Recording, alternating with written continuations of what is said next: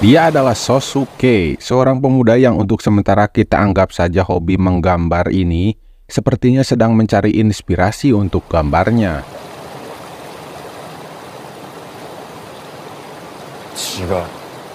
Meskipun ia nampak kurang puas dengan hasil goresan pensilnya, namun menyadari ada sesuatu yang bergerak di rerumputan, dia terpancing untuk mencari tahu makhluk apa yang baru saja lewat di hadapannya tersebut.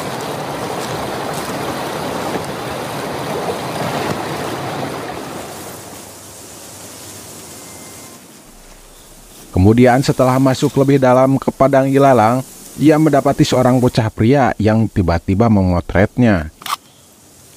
Bocah yang kemudian akan diketahui bernama Kouta, dan dari kamera yang ia gunakan sudah dipastikan bahwa hobi anak ini bukan mancing. Dia tertarik dengan gambar serigala buatan Sosuke, yang menurut Kouta binatang di gambar itu lebih mirip dengan seekor anjing, sedangkan serigala memiliki hidung yang lebih datar.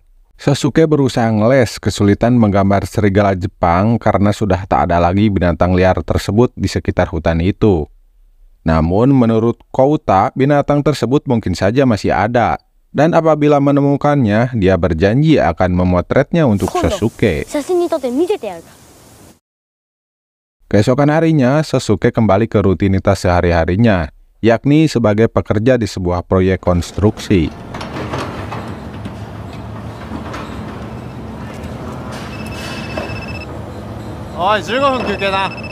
Singkat cerita, waktu istirahat pun tiba. Berbeda dengan temannya yang sibuk ngerumpi, sedangkan Sosuke terlihat lebih suka menyendiri. Ketika salah seorang temannya datang menghampiri, disitulah diketahui bahwa selain bekerja di sana, Sosuke juga adalah seorang seniman manga. Dan sebagai salah satu penggemarnya, dia tentu saja menantikan kelanjutan cerita serigala dan pemburu karya teman kerjanya tersebut, yang kini diketahui mandek. Ternyata topik sulit yang dipilih Sosuke mengalami kendala karena punahnya serigala Jepang dan terbatasnya informasi membuat dia kesulitan menggambarkannya. Sebagai teman yang baik, pria itu berusaha menghibur Sosuke untuk tidak terlalu memaksakan keadaan. Dia menganjurkan pemuda itu untuk pergi healing bersama pacar ke festival kembang api yang akan diadakan pada malam harinya. Bahkan menurutnya Sosuke yang diketahui jomblo perlu teman wanita untuk penyemangat hidupnya biar karyanya nggak mandek lagi. Namun ketika mereka kembali bekerja, saat itulah Sosuke menemukan sebuah fosil tengkorak binatang yang diam-diam dia sembunyikan untuk kemudian dibawa pulang. Singkat cerita, malam harinya Sosuke mencari tahu informasi kesamaan fosil tersebut dengan gambar di internet, yang ternyata lebih menyerupai tengkorak serigala. Apalagi ketika dia teringat perkataan si bocah Kouta tentang bentuk moncong serigala yang cenderung lebih datar daripada hidung anjing. Penemuannya tersebut membuat suntikan semangat baru bagi kelanjutan gambar di ceritanya. Bahkan Sosuke berniat untuk menggali lagi, siapa tahu dia menemukan fosil bagian tubuh yang lain dari binatang tersebut. Maka malam itu juga dia bergegas menuju lokasi proyek. Sosuke tak peduli ketika orang lain berbondong-bondong pergi ke festival kembang api. Bahkan dia merasa lebih aman tanpa diketahui teman kerjanya apabila menggali di malam hari. Walaupun hasilnya, dia tak menemukan fosil apapun kecuali sebuah benda mirip sabuk yang karena menurutnya itu tidak penting, maka ia pun mencapakannya begitu saja. Namun ketika Sosuke hendak menggali lagi, tiba-tiba ia dikejutkan dengan penampakan sosok orang yang berdiri tepat di atasnya, yang kemudian dari merdu suaranya bisa diprediksi bahwa dia bukanlah om-om proyek. Sosuke yang kaget karena perbuatannya ada yang mengetahui, tentu saja dia berusaha untuk bersembunyi di bayang-bayang tebing kegelapan malam. Namun ketika Sosuke berusaha untuk kabur, tak sengaja dia menyerempet orang itu yang terjatuh seketika dan kini tampaklah wajahnya. Sesuai dengan harapan kalian, yang kemudian akan diketahui bernama Midori Kawachi. Dia seorang gadis Jepang cantik dengan wajah polos, ketakutan, berkeliaran sendirian di kesunyian malam. Ia mencoba menenangkan gadis yang tampak kaget dan ketakutan itu karena sempat mengira Sosuke adalah maling. Sosuke mengetahui bahwa kejadian barusan membuat tali sandal kayu milik Midori putus. Tentunya hal itu membuat Sosuke merasa bersalah, dan sebagai gentleman dia merelakan sebelah tali sepatunya yang kebetulan hanya riasan untuk dijadikan pengganti tali sandal Midori yang rusak. Hai. Kemudian gadis itu bercerita bahwa dia sebenarnya sedang mencari Shiro, yakni anjingnya yang hilang. Namun ketika Midori berdiri, tiba-tiba ia terlihat kesakitan tak bisa berjalan. Sepertinya kaki gadis itu keseleo setelah terserempet tadi. Dan Sosuke yang merasa bersalah akhirnya terpaksa membantu Midori mencari anjingnya dengan menggendongnya keliling desa. ちょっと待って。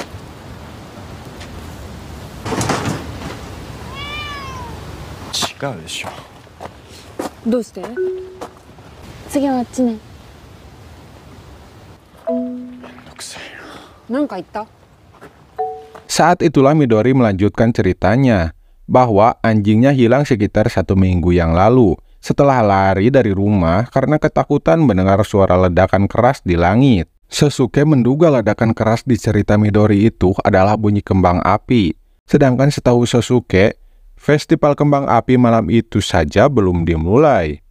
Hingga kemudian Midori meminta Sosuke untuk meneruskan pencarian anjingnya sambil berjalan pulang melewati gerbang untuk selanjutnya menaiki tangga menuju kuil yang berada di atas bukit. Suasana desa yang sunyi sepi lebih ke mencekam tersebut membuat Midori meminta Sosuke supaya berjalan perlahan agar tidak berisik. Apalagi ketika mereka mendengar suara-suara aneh di pojokan pinggir bangunan kuil tersebut. Dan Midori tentunya berharap itu adalah anjingnya. Namun ketika mereka mencoba mendekati sumber suara tersebut, ternyata suara berisik itu berasal dari rintihan kucing garong yang sedang kawin. Karena merasa terganggu, mereka pun bergegas meninggalkan tempat tersebut. Diduga akan mencari tempat aman lain untuk kembali melanjutkan perkawinannya. Kembali mereka melanjutkan perjalanan menuju rumah Midori yang terletak tak jauh dari kuil tadi. Di samping sebuah studio foto adalah tempat tinggal gadis itu. Tadaima. Namun ketika Sosuke hendak berpamitan, segera Midori memanggil ibunya untuk kemudian mengenalkan pemuda yang telah menolongnya tersebut.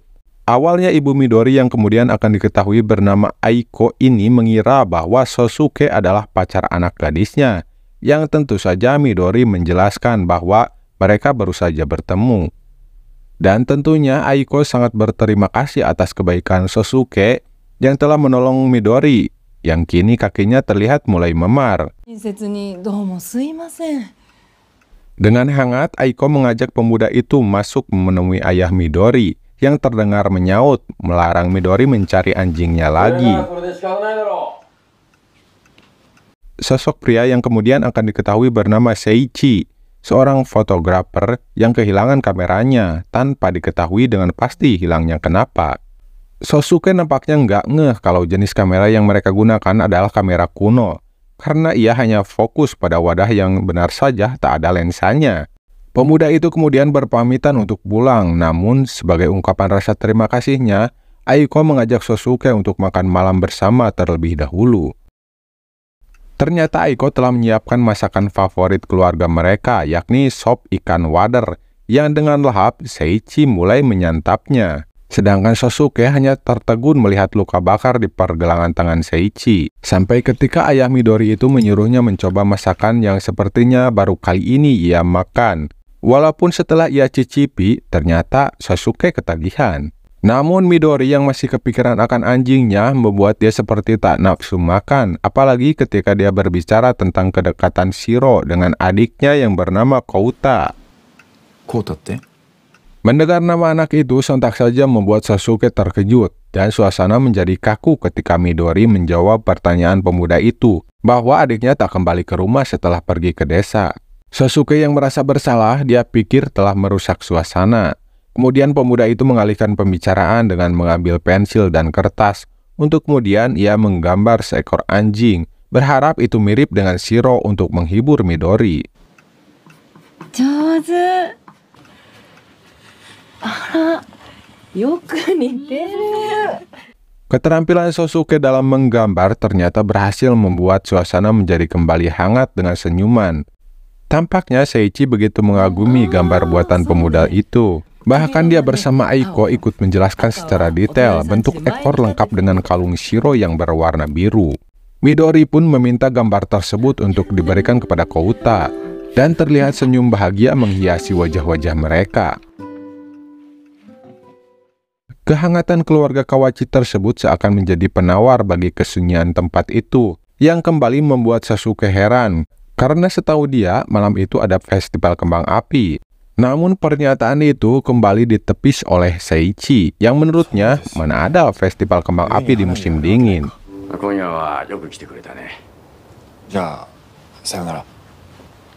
Hingga akhirnya pasangan suami istri tersebut hanya tersenyum simpul ketika melihat anak gadisnya dengan terpincang-pincang kekeh mengantar Sosuke sampai ujung tangga di depan kuil. Midori sangat berterima kasih kepada Sosuke, karena dengan kedatangannya telah memberikan kebahagiaan kecil bagi keluarganya, yang menurutnya sudah sekian lama Midori tak melihat mereka sebahagia itu.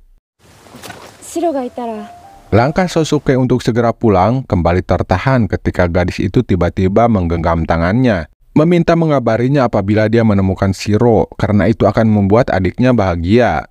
Sosuke yang terlihat belum berpengalaman ini hanya mampu mencairkan suasana kaku tersebut dengan berniat menggambar wajah Midori. Tapi ternyata dia hanya membawa buku gambar, lupa tak membawa pensil.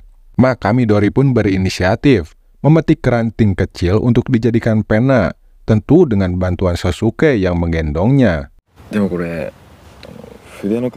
Namun karena pena tersebut juga memerlukan tinta, jadi sama saja bohong. Dan mungkin Sosuke nggak punya atau nggak inget sama sekali akan HP. Oleh karena itu, dengan menatapnya dalam-dalam, Midori meminta agar Sosuke tidak melupakannya dan selalu mengingat wajahnya untuk dia tanam di lubuk sanubari pemuda tersebut. Hingga akhirnya tatapan Midori mengiringi langkah kaki pemuda itu yang menuruni anak tangga menembus kegelapan malam. Namun ketika Sosuke berjalan melewati jembatan, dia dikejutkan oleh letupan kembang api yang menghiasi langit malam itu. Dan ternyata acara tersebut baru saja dimulai.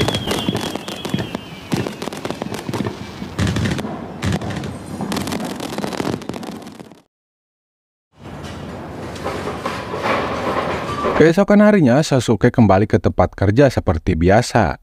Namun kali ini dia melihat dengan jelas kalung anjing berwarna biru yang sepertinya bekas terbakar ditemukan teman kerjanya.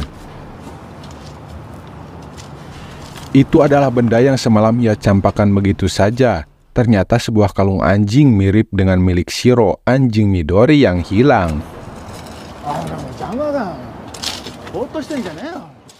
Penemuan fosil yang semula ia kira adalah tengkorak serigala, kini terpatahkan setelah ditemukannya kalung anjing berwarna biru di tempat yang sama. Bahkan kini Sosuke berasumsi bahwa fosil itu adalah tengkorak Shiro yang telah mati. Oleh karena itu, setelah pulang kerja, ia berniat menunjukkannya kepada Midori. Namun langkah kakinya terhenti ketika ia sampai di depan kuil di atas bukit, tepat di mana ia semalam terakhir bertemu Midori. Ternyata kuil itu masih berdiri di sana, namun kini sudah menjadi tempat bersejarah peninggalan Perang Dunia Kedua. Masih dengan rasa penasarannya, Sosuke segera menuju lokasi rumah Midori. Namun area perumahan tersebut kini terlihat berbeda. Meskipun studio foto tetap di situ, tapi kini dengan arsitektur modern. Untuk lebih memastikan bahwa dia tidak salah alamat, kemudian Sosuke menemui seorang pria fotografer di dalam studio foto tersebut. Tanpa basa-basi, dia langsung menanyakan keberadaan Midori Kawachi. Namun pria itu malah memanggil seorang wanita bernama Momoko, yang ternyata Midori adalah bibinya. Wanita itu merasa heran karena Sosuke ingin bertemu dengan Midori, sosok bibi yang sebenarnya ia pun tak pernah temui semasa hidupnya. Momoko juga menjelaskan bahwa festival kembang api semalam adalah acara untuk mengenang roh korban serangan udara di masa perang yang membumi hanguskan tempat tersebut. Sedangkan Midori bersama keluarganya sempat mengungsi ke kuil, tapi mereka semua tidak selamat karena kuil tersebut juga ikut dibom. 70年以上前の話よ。 Yang membuat Momoko heran bagaimana bisa anak muda seperti Sosuke mengenal Midori yang sudah meninggal 70 tahun silam. うちのコウタだけが Untuk lebih memastikan ceritanya, kemudian Momoko mengajak Sosuke menemui ayahnya, yakni Kouta, adiknya Midori yang selamat dari serangan udara setelah sempat dievakuasi ke desa. Kouta, si bocah yang ditemui Sosuke di padang ilalang tempo hari, kini telah berubah menjadi lansia. Bahkan, menurut Momoko, ayahnya sudah mulai pikun. Kadang-kadang tak bisa mengenali anaknya sendiri, yang dia ingat dengan jelas hanyalah masa kecilnya. Belum habis rasa heran di benak Sosuke, kembali ia dikejutkan dengan lukisan yang katanya sempat dikirimkan Midori untuk Kouta saat evakuasi, yakni gambar anjing yang semalam ia gambar di hadapan Midori dan orang tuanya. Hal di luar nalar tersebut tak mungkin dijelaskan kepada Momoko. Maka dari itu, segera Sosuke menunjukkan kalung beserta tengkorak anjing temuannya kepada Kouta.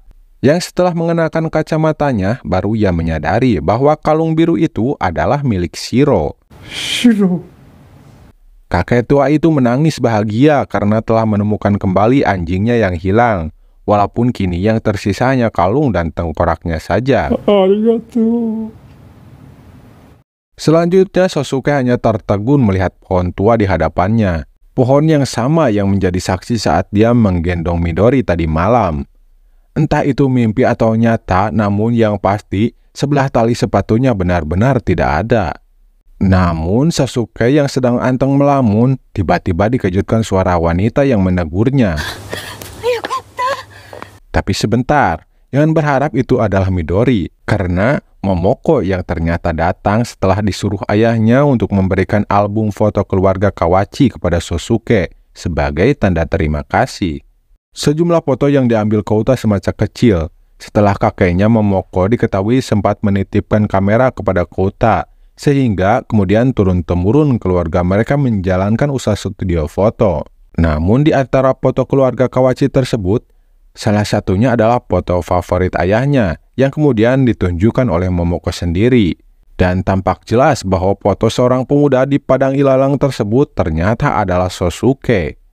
Tentu saja hal membingungkan tersebut membuat Momoko yang merasa aneh bercampur ketakutan lebih memilih untuk segera meninggalkan Sosuke.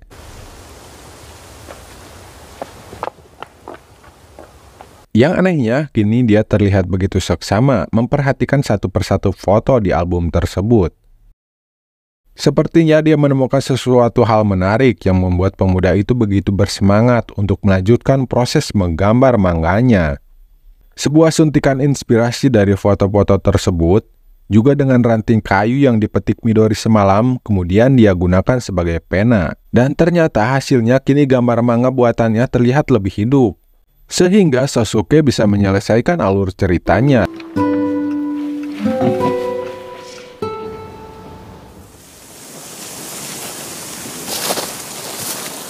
Di hari liburnya, Sasuke kembali ke padang ilalang untuk melanjutkan melihat-lihat foto hasil jepretan kamera Kouta. Selain mengawati wajah Midori, kini rasa penasarannya terobati setelah dia menemukan fakta. Selain foto padang ilalang, sampai halaman terakhir di album tersebut pun dia tak menemukan foto serigala, seperti yang ia kira bahkan pada masa 70 tahun silam. Meskipun demikian, berkat ketulusannya membantu Midori, kini Sasuke bisa menyelesaikan manganya. Dan hikmah yang bisa diambil dari film ini kira-kira tetaplah saling membantu meskipun dengan hantu. Tamat, saya Adrik Bil turunan Mandala pamit, bermios.